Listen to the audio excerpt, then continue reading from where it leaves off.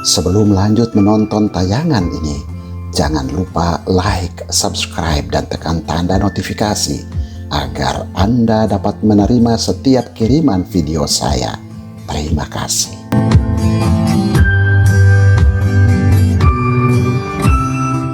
Kalau kita boleh menarik benang merah antara ketiga bacaan yang kita dengarkan pada hari Minggu biasa kedua tahun A ini, mungkin akan nampak seperti ini, bahwa Tuhan Allah kita sungguh adalah Bapa yang sangat mengasihi kita manusia ciptaannya. Dan karena kasihnya yang begitu besar kepada kita manusia sebagai ciptaannya, Bapa yang penuh kasih itu tidak mau membiarkan kita manusia berada terus di dalam kuasa kegelapan. Tidak mau membiarkan kita manusia ciptaannya yang segambar dengannya itu tidak terkungkung terus oleh dosa. Karena itu Bapa kita yang penuh kasih itu berinisiatif dari saat ke saat untuk menawarkan keselamatan, menawarkan kasih karunia, menawarkan damai sejahtera kepada kita. Dia mau menarik kita kembali dari jurang dosa, dari jurang kegelapan hidup itu untuk bersatu, untuk bersekutu dengannya. Dan dari sejarah keselamatan kita membaca begitu banyak utusan-utusannya, para nabi dia utus untuk mengingatkan umatnya itu supaya kembali kepada jalan yang benar. Seperti juga dalam bacaan pertama tadi, Yesaya mengingatkan lagi umat Israel supaya menaruh iman yang sungguh kepada Bapa sebagai pencipta mereka, kepada Bapa sebagai penguasa mereka. Tetapi kita baca juga dalam sejarah keselamatan, berulang-ulang kali Israel, bahkan kita, jatuh ke dalam dosa. Umat yang diingatkan oleh para nabi itu tegar tengkuk, keras sekali. Sebentar-sebentar sadar, sebentar-sebentar jatuh lagi dalam dosa. Dan karena kondisi ini, Allah yang penuh cinta itu tidak surut dengan cintanya. Dia tidak mundur. Dia tetap mau mencintai kita, umat manusia ciptaannya yang segambar dengannya itu. Karena itu Dia mengutus putra tunggalnya sendiri. Dia hanya karena kebaikannya semata. Karena dari pihak kita manusia, kita tidak mampu untuk kembali bersatu lagi dengan Dia.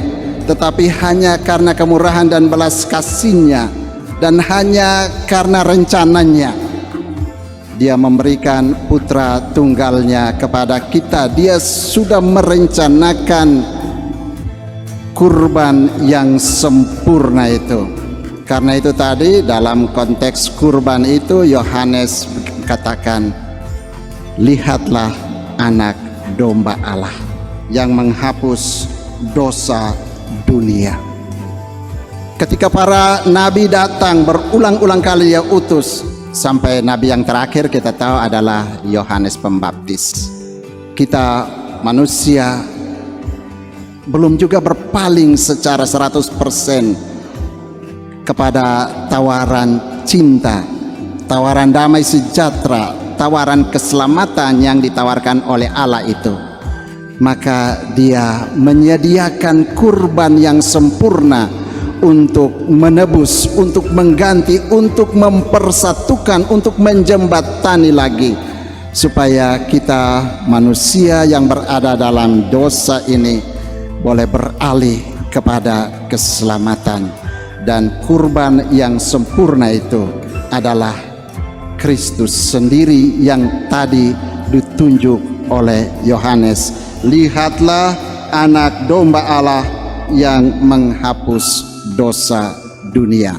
anak domba Allah dalam pemahaman Yohanes adalah dia yang direncanakan oleh Allah sendiri sebagai penebus, sebagai kurban sempurna yang menyatukan kembali, yang menebus, yang menghapus dosa umat manusia supaya manusia boleh mengalami keselamatan. Itu kira-kira benang merah. Tetapi ketika dia hadir sebagai kurban penebusan itu tergantung lagi kepada sikap kita manusia. Apakah kita mau memilih percaya? Apakah kita mau memilih berserah kepada dia? Ataukah kita karena kebebasan kita memilih untuk tetap menjauh dari dia? Itu terserah kita masing-masing.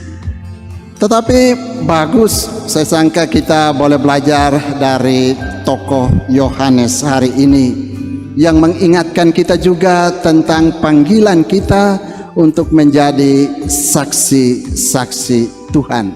Yohanes seperti tadi saya katakan, kita tahu bersama dia adalah nabi terakhir sebelum datangnya Yesus.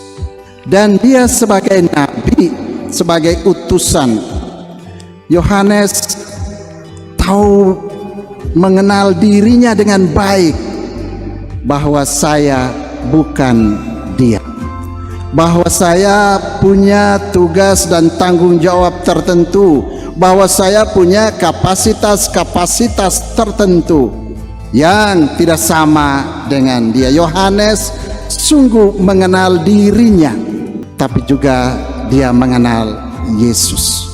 Ini penting dalam menjalankan tugas perutusan.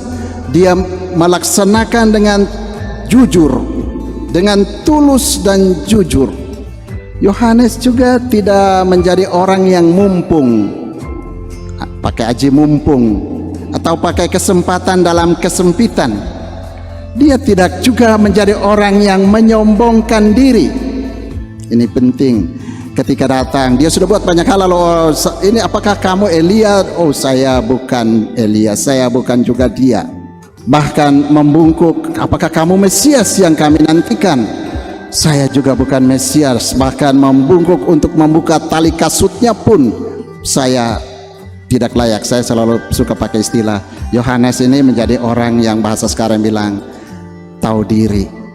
Dia mengenal kualitas-kualitas yang ada, kapasitasnya. Dia mengenal juga apa yang menjadi batasan-batasannya. Menerima itu, mengaminkan apa yang dia punya. Serentak dia mengenal apa yang dipunyai oleh Yesus. Menerima itu, menghargai itu, bahkan menunjuk dan mengarahkan murid-muridnya untuk pergi kepada Yesus. Ini penting untuk kita. Pesannya kira-kira bisa dikatakan jelas juga, bahwa ketika kita melaksanakan tugas-tugas kita, baiklah kita kenal dengan baik apa yang menjadi tugas-tugas kita itu, apa yang menjadi kapasitas kita, apa yang kita punya saja. Jangan juga pakai serobot. Atau bahkan ada orang yang sebenarnya dia tidak punya seperti itu, tetapi membuat diri seolah-olah dia punya seperti itu. Lalu orang bilang tong kosong bunyi nyaring. Oh, dicerita di mana-mana kita begini, kita begitu, kita begini, dan orang, oh ya, dia hebat. Ketika cek per cek ternyata kosong. Yohanes hari ini mengajarkan kepada kita untuk pertama, jujur dengan diri kita sendiri. Kenali dan jujur dengan diri kita. Aminkan apa yang kita punya, terima apa yang kita punya, akui apa yang kita punya. Ya, saya hanya begini. Tetapi serentak dengan itu, Yohanes juga mengajarkan kepada kita untuk menunjuk kepada orang lain, tetapi bukan menunjuk kepada kekurangan-kekurangan orang lain. Ini juga penting. Yohanes, kita sering malah ketika bicara orang lain itu kita malah suka menunjuk cerita kejelekan, kebusukan, keburukan orang lain.